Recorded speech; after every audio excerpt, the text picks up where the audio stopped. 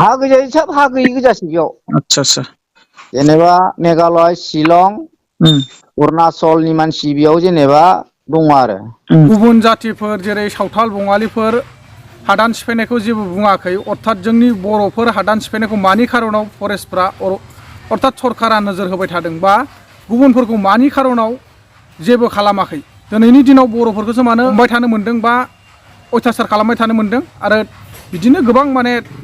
आथिं साइथिं बुफायबाय थानो मोन्दों सोरखौबा इनकाउन्टार खालामनो मोन्दों नङा होमबा? हेलौ एभरिवान आसा खालामो नोंथांमोना इसोरनि अननायाव जोबोर मोजाङै दं आरो लोगोसे आंबो इसोरनि अननायाव बा नोंथांमोननि अननायाव जोबोर मोजां दङ। स' लोगोफोर दिनै आं मानि सोमोन्दै भिडिअखौ लानानै फैदों निस्सय नोंथांमोना सिगाङाव आं भिडिअ क्लिप्स एबा रेकर्डिं साउन्ड रेकर्डिं होनायखौ निस्सय खोनानानै बुजि मोनदों नङा होमबा? जाय हक जोंहा दाख्लैबावै अर्थात साननैसो जाबाय साननै बा सानथाम जाबाय आरो बिनि सिगां जोंहा जिथुनाखि क'क्राझार जिल्लानि सिङाव थानाय सिखोना फरेस्ट रिजार्भआव हा गैजायै सुबुंफ्रा माखासे अर्थात दिग्लि खाथियाव हा गैजायै सुबुंफ्रा माखासे हा लानो थांदोंमोन गोरिब फिसाफ्रा नङा होमबा? हा हु गैयियाव बिथांमोना हा लाहैनायाव बिथांमोनखौ फरेस्टफ्रा माने हमनानै लांदों। दा खोनानो मोन्दों माने बिथांमोनखौ क'क्राझार जेलसिमहालागै साप्लाय हरबाय बायदिखौ खोनादों माने सालान होबाय। दा बेनि खेथ्र'यैसो आं नोंथांमोननो भिडिअखौ लानानै फैनाय जादों। अर्थात किसुमान मानसिया गोबां खोनाखाबाय बा नुखाबाय मिथिखाबाय जानांगौ ससियेल मिडियानि गेजेरजों निस्सय बे खोनाजोबदों बयबाबो। दा बिनि गेजेराव आं बेखौसो बुंनो सानदों माने आं जायफोर बिथांमोना बैयाव हा गैजायै सुबुंफ्रा हा लानानै दंहैयो नङा होमबा? बै बिथांमोनहा दा बेयाव हमजानायाव माखासे सनितपुर जिल्लानियानो गोजा साथामबो सनितपुर जिल्लानि मानसिफ्रा बेयाव हमजाजोबदों जेरै शंकर नार्जारिमोन बा राजिब मुसाहारिमोन बिथांमोन हमजानायाव माखासे गोबां बिसिनि लोगोफ्रा खारनानै गदों नङा होमबा? दा खाफाल मोजां जायफोर हमजादों बिथांमोनाथ' दाहालागै जेलाव मोनहैबाय जानांगौ बा अर्थात मोनहैबाय खोनानायाव। दा बे बाथ्राखौ बुंहरदों जोंहा बिथांमोनजोंनो लोगोसे हा लाफानाय माखासे बिसिनिनो लोगो अर्थात दानसोरां बर' बिथाङा आंजों माने कन्टेक्ट खालामनानै बिथांमोननि माखासे गावसिनि गैयै दुखिया अबस्था हा हु गैयै बेबायदिनो गोबां मेघालय शिलंआव खैला जावनानै जाग्रा अरुणाचलनि बर' सुबुंफ्रा बेयाव हा लानो थाखाय थांदोंमोन। दा बे खेथ्रआव दिनै सरकारा माने बिथांमोनखौ बा अर्थात फरेस्ट बिथांमोना बिसोरखौ स्पटआव मोननायखाय हमनानै लांदों। दा बेनि सोमोन्दैसो बै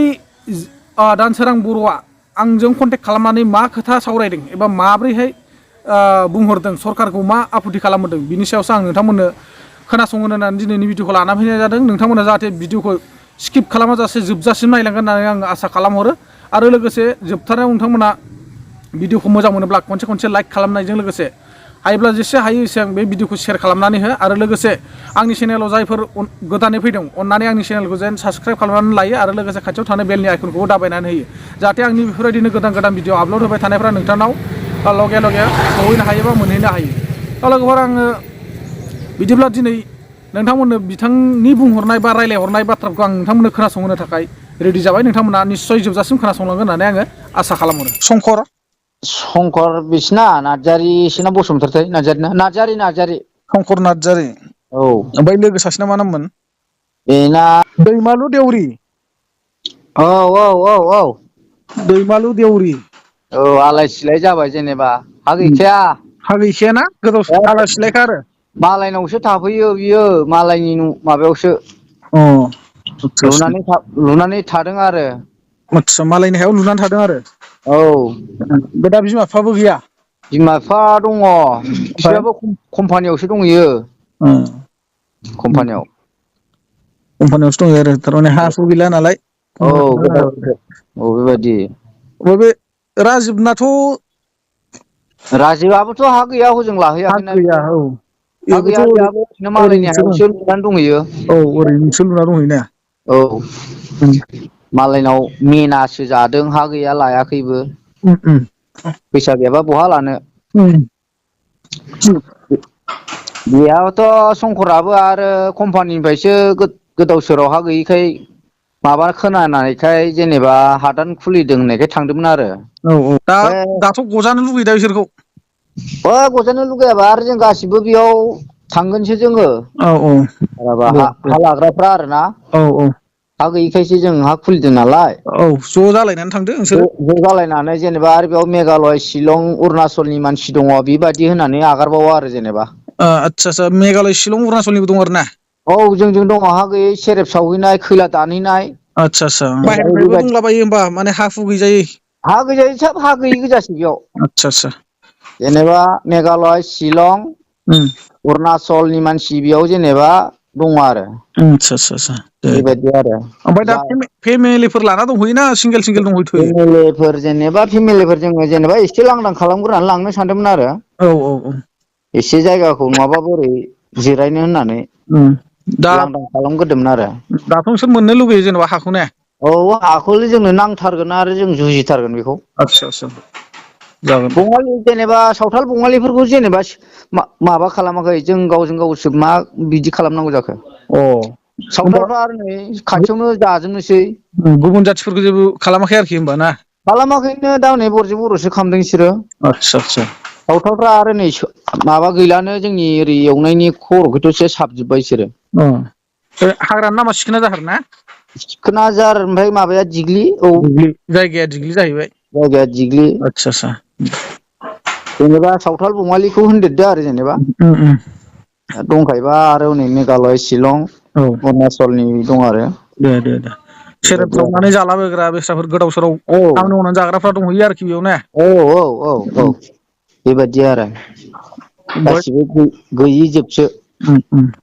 ओरैजाय मा होनो प्रमदमोन आरो लोगोसे मा होनो बे फरेस्ट मिनिस्टार फेरेंगा अर्थात रनजित बसुमतारी औ बिसिनिसिम माबाफोर बुंहरनो सानो नामा नों बिसिनिसिम सारमोना जेनेबाथ' मोनथिखानाय हिसाबै जेनेबा आगोलो निउसफ्राव होनाय जों खोनानाय हिसाबै जों बेखौ खुलिहैनाय जादों आरो जेनेबा मोजाङै मोजां होथों सारआ जेनेबा गावजों गाव बर'जों बर' जों मोनजानो लुगैयो आरो जेनेबा आदसा हा हु गैया हिसाबै हा दुखिया हु हिसाबै ने गैयि हिसाबै औ बेफोरबायदि आरो नांगौ जायोब्ला माने सरखारनि फालनिफ्राय जि होनो गोनां दं बेखौ होबाबो जागोन आरोखि नोंसोरनो होबाबो जागोन आरो बेबायदि आरो जोंनो आदसा जोंहा आरो खस्थ' खालामबायना जोङो आसिन मासनिफ्रायनो बेखौ जोङो दैलां बहर माबा आसिनलायनो सावन मासनिफ्रायनो जों बेखौ स्टार्ट खालामदों सावन मासनिफ्राय जेनेबा दैलां एकदम बहरनिफ्राय आदसा बेफोरबायदि आरो गासिबो हा ओरैनो गैयि मुंखौ मा लाहैदों नों हनो